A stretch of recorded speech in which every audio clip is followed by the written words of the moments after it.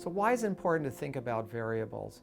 Well, I would argue that it's not only important to think about them, it's also important to write them down. And the reason for this is that we often have judgments about what is important and what is not important in an experiment. And sometimes we can make grave errors in those assumptions. As an experimenter, it's important to keep track of what your independent variables are and what your dependent variables are, because both of these are really important for setting up your experiment, carrying it out, and also analyzing the data afterwards. And to keep them straight in my head, I often think of the phrase, what is the effect of X on Y? The X is essentially your independent variable, whatever you yourself are varying or altering in the experiment. And the Y is your dependent variable, so what you're tracking. So an example specific from my project using this phrase would be, what is the effect of water availability on root patterning? The water availability is the independent variable. Root patterning is the dependent variable.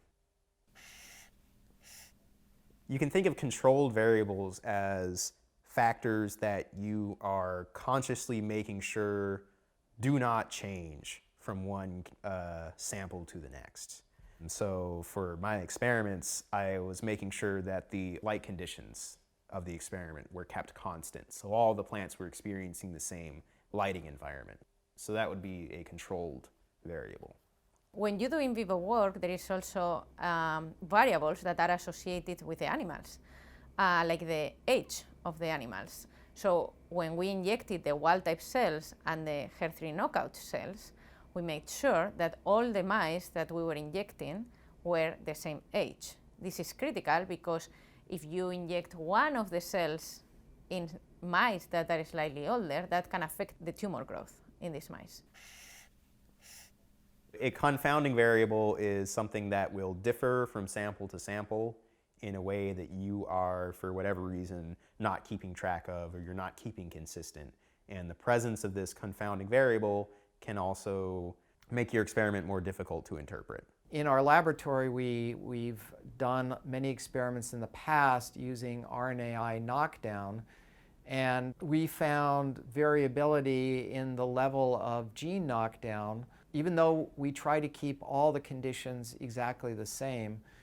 And after quite a bit of time, we traced down the quote-unquote confounding variable, and it turned out to be a very specific lot of serum. And we discovered that some lots of serum from this one company allowed effective gene knockdown by RNAi, and other lots of serum didn't.